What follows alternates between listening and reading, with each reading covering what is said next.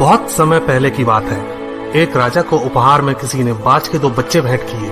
वे बड़ी ही अच्छी नस्ल के थे और राजा ने कभी इससे पहले इतने शानदार बाज नहीं देखे थे।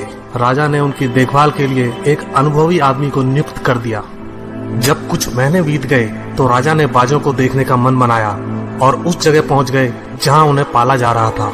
राजा ने देखा कि दोनों बाज काफी बड़े हो चुके थे और अब पहले से भी शानदार लग रहे थे। राजा ने बाजों की देखभाल कर रहे आदमी से कहा, मैं इनकी उड़ान देखना चाहता हूँ, तुम इन्हें उड़ने का इशारा करो।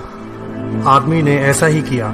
इशारा मिलते ही दोनों बाज उड़ान भरने लगे, पर जहाँ एक बाज आसमान की ऊंचाइयों को छू रहा था, वहीं दूसरा कुछ ऊपर जाकर उसी डाल पर आकर बैठ गया जिससे वो उड़ा था। ये देख राजा को कुछ अजीब लगा। क्या बात है, जहाँ एक बाज इतनी अच्छी उड़ान भर रहा है, वहीं ये दूसरा बाज उड़ना ही नहीं चाह रहा। राजा ने सवाल किया, जी हुजूर, इस बाज के साथ शुरू से यही समस्या है, वो इस डाल को छोड़ता ही नहीं। राजा को दोनों ही बाज प्रिय थे और वो दूसरे बाज को भी उसी तरह उड़ना देखना चाहते थे। अगले दिन पूरे राज्य में ऐलान कर दिया गया, जो व्यक्ति इस बाज को ऊंचा उड़ाने में कामयाब होगा उसे ढेरों इनाम दिया जाएगा। फिर क्या था, एक से एक विद्वान आए और बाज को उड़ाने का प्रयास करने लगे, पर हफ्तों बीत जाने के बाद भी बाज का वही हाल था। वो थोड़ा सा उड़ता और वापस उसी डाल पर आकर बैठ जाता। फिर एक दिन कुछ अनोखा हुआ।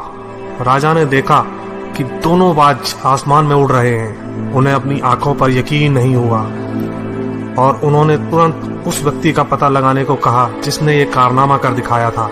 वह व्यक्ति एक किसान था। अगले दिन वह दरबार में हाजिर हुआ। उसे इनाम में स्वर्ण मुद्राएं भेंट करने के बाद राजा ने कहा, मैं तुमसे प्रसन्न हूँ, बस तुम इतना बताओ कि जो काम बड़े बड़े विद्वान नहीं कर पाए वो तुमने कैसे कर दिखाया। मालिक, मैं तो एक साधारण सा किसान हूँ, मैं ज्ञान की ज्यादा बातें नहीं जानता।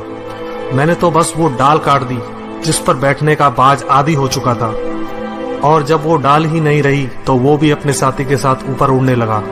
दोस्तों, हम सभी ऊंचा उड़ने के लिए ही बने हैं, लेकिन कई बार हम जो कर रहे होते हैं उसके इतने आदी हो जाते हैं कि अपनी उड़ान भरने की, कुछ बड़ा करने की काबिलियत को भूल जाते हैं। यदि आप भी सालों से किसी ऐसे काम में लगे हैं जो आपके सही पोटेंशियल के मुताबिक नहीं है, तो एक बार जरूर सोचिए कि कहीं आपको भी उस डाल को काटने की जरूरत तो नहीं जिस पर आप बैठे हैं।